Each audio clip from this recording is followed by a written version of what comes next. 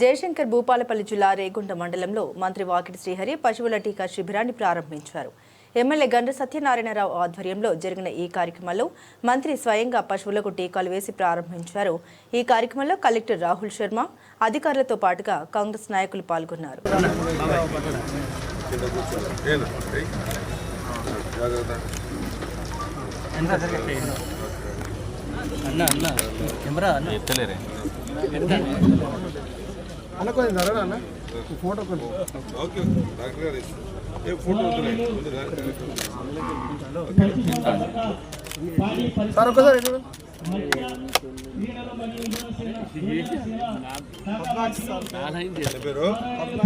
పద్మాక్షి ఏమంత ప్రత్యేకంగా పెట్టు నీకు ఇష్టమైన పేరా? నీ పేరు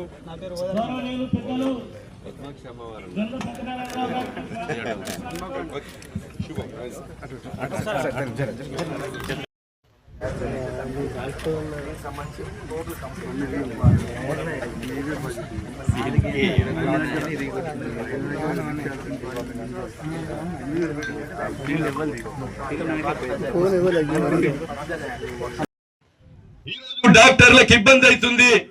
వెంటనే మా నియోజకవర్గానికి సంబంధించినటువంటి ఈరోజు వెటనరీ బిల్డింగులన్నీ కూడా మంజూరు ఇవ్వవలసిందిగా ఈ నియోజకవర్గ ప్రజల ద్వారా రైతాంగం తరఫున వారికి విజ్ఞప్తి చేస్తున్నాం. అదేవిధంగా మండలానికి ఒక్కటి ఇంకా ఇక్కడ పశువులు బాగా పెరిగాయి. ఏదైతే భూపాలపల్లికి కానీ పరకాలకు వరంగల్కు పాల మీద ఆధారపడేటువంటి గేదెలు కానీ ఆవులు కానీ చాలా పెంచుతున్నారు. మాకు మండలానికి ఒకటి కొత్త వెటనరీ హాస్పిటల్ కూడా మంజూరు చేయించవలసిందిగా ఈ నియోజకవర్గ ప్రజల తరఫున వారిని విజ్ఞప్తి చేస్తున్నాం. అదేవిధంగా ఈరోజు ఈ నియోజకవర్గంలో మరి చాలా మంది క్రీడాకారులు జాతీయ స్థాయిలో ఎదిగారు. రేగొండ మండలానికి అదేవిధంగా చిట్యాల మండలానికి ప్రతి మండల కేంద్రంలో మరి క్రీడా ప్రాంగణం కొరకు ఒక స్టేడియం కూడా మంజూరు చేయించవలసిందిగా మంత్రి గారిని నియోజకవర్గ ప్రజల ద్వారా నేను విజ్ఞప్తి చేస్తున్నాం.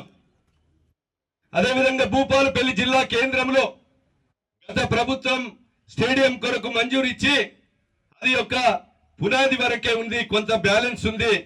6 కోట్ల రూపాయలు కావాలని కోరారు. దాన్ని కంప్లీట్ చేసే కొరకు నిధులు ఇవ్వవలసిందిగా కూడా గౌరవ మంత్రి గారిని ఈ నియోజకవర్గ జిల్లా ప్రజల తరపున మంత్రి గారిని నేను విజ్ఞప్తి చేస్తున్నా. ఖచ్చితంగా ఇంకా 2-3 ఏళ్ల గాలికుంట వ్యాధి అనేది తెలంగాణలో ఉండని ఇది రాసి పెట్టుకోవాల్సిన అవసరం ఉన్నది.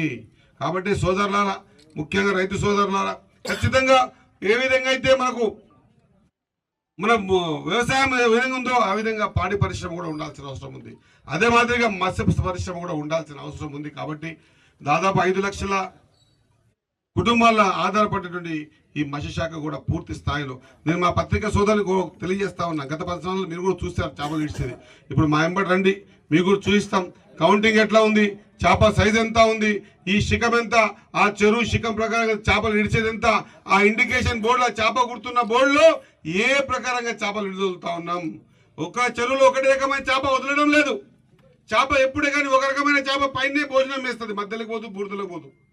ఇంకో చేప మధ్యలోనే భోజనం వేస్తుంది, పైకి పోదు, బురదలకు పోదు. ఇంకో చేప బురదలనే ఉంటుంది, పైకి రాదు, మధ్యానికి రాదు. ఇది ఏ రకంగా ఏ నిష్పత్తిలో ఉందని చెప్పి తెలుసుకొని ఆ ప్రకారంగా ప్రతి చెరువును కూడా కౌంట్ చేసి ఆ కౌంట్లో ఈ నిష్పత్తి ప్రకారంగా చేపలు వద్దేటువంటి ప్రక్రియ ఏర్పాటు చేశాం.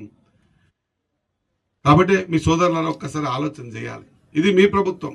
కొంత ఇబ్బందులు ఉండొచ్చు, ఎందుకంటే 10 సంవత్సరాలు ఆర్థికంగా ఇబ్బంది పడ్డాం. ఇప్పుడు కొంత ఇబ్బంది ఉండొచ్చు పరిగెత్తడానికి, కానీ ఖచ్చితంగా మీరు పరిగెత్తాల్సిందే.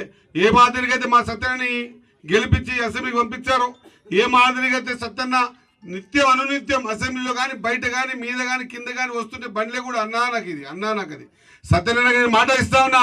అన్నా, నువ్వు అడిగిన గ్రౌండ్లు కానివ్వండి, నువ్వు అడిగిన స్టేడియాలు కానివ్వండి, లేదా మేము పశు సంపద మీద పాలసీ తీసుకొస్తున్నాం ఆ పాలసీలో కానివ్వండి, లేదా నాకున్నటువంటి పాడి పరిశ్రమలో కానివ్వండి, ఏ సబ్జెక్టులోనైనా 5 శాఖలలో ఖచ్చితంగా నీ నియోజకవర్గానికి అందరికంటే ఎక్కువ ఇచ్చేటువంటి బాధ్యత నేను తీసుకుంటానని తెలియజేస్తా ఉన్నా.